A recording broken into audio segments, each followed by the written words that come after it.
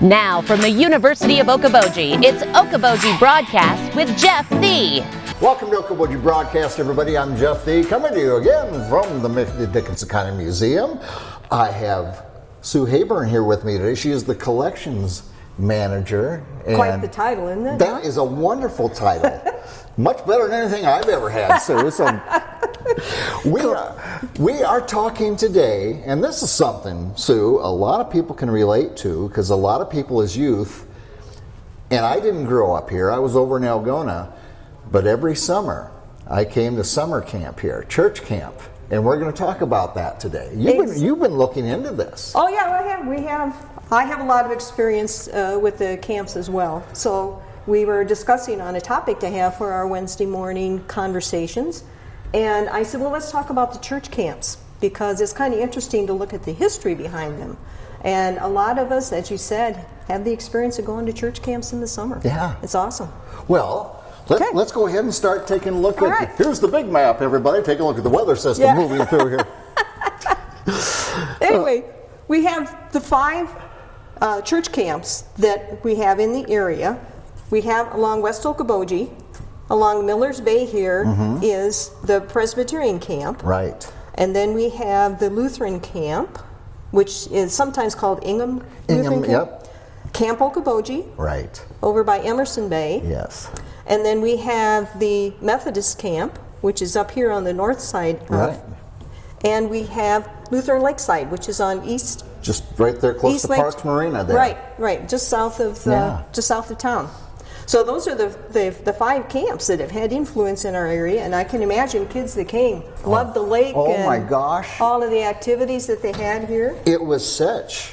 I mean, you counted down to the days when you went to church camp when I was a kid. Did you get the brochures in the mail and would say what camps you could go to, and what you got to do, and what age group and so forth, week your week was, and what the theme was going to be, and it was just so much fun. And I did go to Camp Okoboji, which at one time was referred to as the Water League camp. Exactly. And I have to just quick plug for my mother.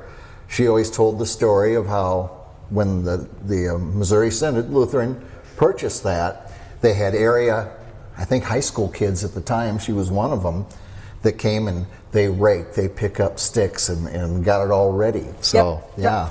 Well, since you went to Camp Okoboji, let's start with that one. Okay. Okay, because that's kind of an interesting thought. Camp Okoboji actually was established in like 1939, 1940, but it was a YWCA camp prior to that time. Now, I think of the Y camp as Camp Foster. No, but it's a YWCA. YWCA. W, not M, yes. Exactly. So it was there for almost 20 years, and then it kind of was going downhill. And so the Lutheran Church Missouri Synod looked into purchasing the property. And in 1940, believe it or not, they bought that 29 acres for $15,000. Oh, they had no idea what a deal was. No idea. I just think that's amazing. And it was purchased in the name of Iowa West Water League Summer Camp Association. Yeah. So it was known as the Water League Camp for quite a few years, and then it turned into Camp Okoboji. So very interesting that the camp would develop, and I think the location there, the beach, they've got an amazing facilities there. In 1952, they've done all kinds of building.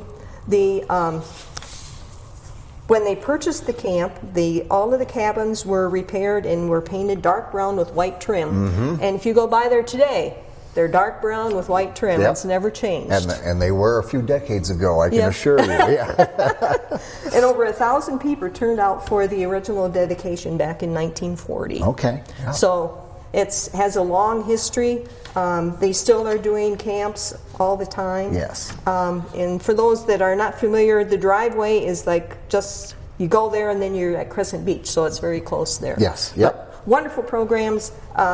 A lot of the old cabins are still there. Yeah. They've done a lot of new construction with different buildings and that, but over the years they've improved, and they are open during the winter.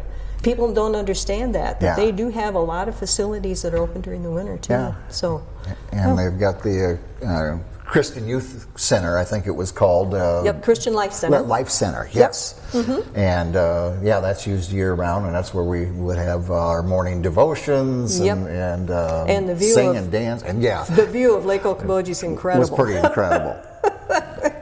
Pretty incredible. So that's Camp Okoboji. Okay. All right. And then we have what a lot of people know, the United Methodist Camp. Yeah. And I think people know that more because a lot of the property was purchased. And I had a wonderful lady here who had the history on the camp. Purchased all the property, and then they sold off the lots to make back the money that they did to purchase the land. I thought that was interesting. Very interesting. So all the cabins there are privately owned.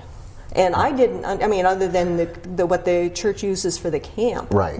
Camp facilities. Yep. But I didn't understand that was actually all private, that they sold those properties. Yeah. And they do not own the lakeshore. The camp doesn't. I didn't know that either. Yeah, So isn't that that's interesting? Huh? Very interesting. So they actually started in 1915, and they purchased the land for $15,000. My gosh, Yeah. wouldn't you wish you'd have been? I'd have been wheeling and dealing and said, let's just wait about 110 years. Exactly. Holy cow. It says at the time of the purchase, the site was less than 1 mile from the popular West Okoboji station of the Rock Island Railroad and 2.5 miles west of Spirit Lake. And the first building that was built there was the Tabernacle in 1959. And of course, as we always have the weather around here, a tornado took it down in 26, but it was rebuilt in 27. Okay. And they said everything was destroyed but the pews. Oh. So I thought that was interesting. Very interesting. Yeah. So it's a little bit of history on the Methodist camp. Yes. And then we have what is now called the Lakeshore Center. And for those of us that really know, it was originally the Presbyterian camp. Yes. That's how I always knew it. Right. I saw Lakeshore still Center. call. Oh, I do too. Yeah. Yeah. So the Lakeshore Center was actually was purchased from a businessman by the name of Franklin Floaty. Now, does that ring a bell? Franklin Floaty. The Floaty Mansion. Oh, now I want to. Yes. Yep. Yes. The Floaty Mansion. Wow. So it was purchased for. It doesn't say how much it was purchased here for, but Mr. Floaty purchased the property and then built his mansion for $135,000. But you try to think of I'm trying to think the how many dollars millions. in those days, yeah, what he'd be that like would be equivalent Mr. Gates. Yes. Yeah. Anyway, it says many of the buildings from their history is still in place. Shortly after Mr. Floaty died in 22, the mansion did some transformation, and they wanted to open it as the Okoboji Club. Okay. Some investors. So they opened that. Was open like 5 years in it. Burned down. So then, in 1954, the Sioux City Presbytery decided that they would buy the property. And they bought that property for $65,000. Holy cow. Back in 1954. So the first That's quite a bit in $54. Yeah, really. I mean, in today's dollars. Yeah, but you know the location, of course, location. Yeah, exactly. So the first summer camping was done in 1956. And they've added on the lodge and some other hotel accommodations in that, but they are still in operation and still running as a church camp. Interesting. Yeah, I thought it was interesting that the Floaty Mansion was on there originally. I had no idea. Sue. Yeah. So all kinds of fun stuff we're finding out here. Then we have the Okoboji Lutheran Bible Camp, which is by Gull Point. Mm-hmm. And as you drive by and you see Camp Okoboji and Crescent Beach and Gull Point, and then you see the sign for, it says Ingham Lutheran. Yep. Okay. There is an Ingham Lutheran camp, but it's in Wallingford. Oh. So they combined with the camp here and took on the same name. Interesting. Yeah. So that's how they combined. I'll be darned. And at one time, the camp there on West Okoboji, their attendance was dropping. So they, for about 4 years in the 70s, combined with Lutheran Lakeside here in Spirit Lake. Okay. And shared the use of camp facilities and that type of thing. then another couple took over, and they were able to revive the camp and bring it back into what it is today. Okay, very good. So, pretty interesting there. Very interesting. What they have and again, there. a great spot on West Lake Oh, Okoboji yeah, over there. you know. Yeah. And then the Lutheran Lakeside Camp was actually, the one here in Spirit Lake, was established in '59, and they purchased 133 acres on East Lake Okoboji of farmland. Yep. And then it was incorporated as an association of 140 Lutheran churches in 1960. So that's kind of where the history of the Lakeside Camp. I know we visited during the Way Back Wednesday that I believe the acres down by Parks Marine, like where Snappers is now, was actually part of the original camp. Yeah, which I want to say he bought 11 or 13 acres 5-6 years ago. Okay. So yeah. I was thinking, because I remember when we would drive by there, you'd see the kids swimming down in that little pond with their pool. Yeah. So that gives just a little bit of an idea of the church camps that we have in the area. And I've always found it amazing, did they have any inkling, whether this just something for their youth, or do they think it was a great investment as well? I mean, my goodness. Yeah, well, and when you think about the churches, I mean, maybe the church families were back in those days were stronger. Yeah. And the money was not a consideration. You gave to church before you gave to anything. Right. And that's probably why the churches came along, was to help develop the kids. But I'm sure all the programs have really expanded for, I'm sure. For all of the kids. I know all of them have youth camps. They have adult camps. Yeah.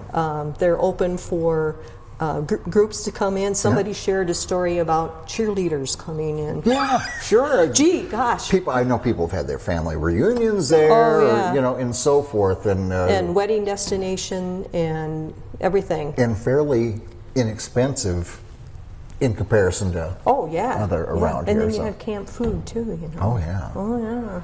Oh yeah. I was always first in line to ring that bell. I was there. And they all have, it's interesting too, because they all have their little outside chapels, and I think that is so cool. Some of them are, stone, tiered stone, and I think the one at Camp Okoboji, when it looks out over the lake, it's just, the facilities are amazing. And it's been many years since I've sat out there and we were singing our songs and so forth, but I can still feel the heat of the fire that we would build, and everybody's singing, and it was just wonderful experience that we got to enjoy thanks to the church camps that we have around here. And let me tell you a quick story about those brown cabins with the white windows. We discovered fairly early on that because they were screens, if before you went to bed you went and loosened sneaking out was very, very easy. You wouldn't have done that. With the intent of meeting girls, and it never came to be so. But boy, did we have fun. It's amazing how they separate the boys and the girls, isn't it? Yeah, one camp. Smart move. But great memories and great history here in the Iowa Great Lakes. Thanks, Sue, for all the work you put into investigating these and finding out more for us. And I know you like to keep logging things, so you'll find out more and more. We're doing so much here at the museum. It's been, with the staff that we've been able to pull in, volunteers and everything, they do such amazing work. And as collections manager, we're working to get things put in the computer. Yeah. And looking at everything that we have and determining, does it really have a history story? We really want to have the story behind it. So that's what we're and there reaching always for. is. Absolutely. Yeah. The further you dig into that rabbit hole, the more that you find. Exactly. Exactly. Well, thank you to you and Mary and the rest of the staff volunteers for making history not only come alive, but it's fun. It's fun to find out more about who we've been in the past. So and you think you know everything about your area, and then you come in, and please come to Way Back Wednesdays. You'd be absolutely amazed. Yes. The stories and the things that you find out are amazing. Very true. So all you have to do is stop in there at the Dickinson County Museum. Sue, I thank you for your time here today. And she told me before we got going, she's kind of a ham. You lived up to it, that title there. They should have collections manager ham is what your title should be. All right, again, our thanks to Sue Haburn here, and of course everybody here at the Dickinson County Museum. Stop in and take a look at all that has happened here in the Iowa Great Lakes, and we thank you for watching us right here on Okoboji Broadcast. Okoboji Broadcast from the studios at historic Arnold's Park Amusement Park is brought to you in part by the Scott Troutman State Farm Agency in Spirit Lake, Quest Wealth Management, a financial advisory practice of Ameriprise Financial Services, advisor Jan Spielman, AJ Spielman, and Erica Wachholz. The headquarters of the University of Okoboji is at the Three Sons, open Monday through Saturday 10 to 5 and Sunday from 10 to 4. Bank Midwest, dream big, plan wisely, live well. Lakes Regional Healthcare and Avera Partner. Ruthven Locker at the Lake, where carnivores are welcome on Hill Avenue in Spirit Lake. Beck Engineering in Spirit Lake. B Radiant Laser Skin Studio in the Okoboji Plaza in Okoboji.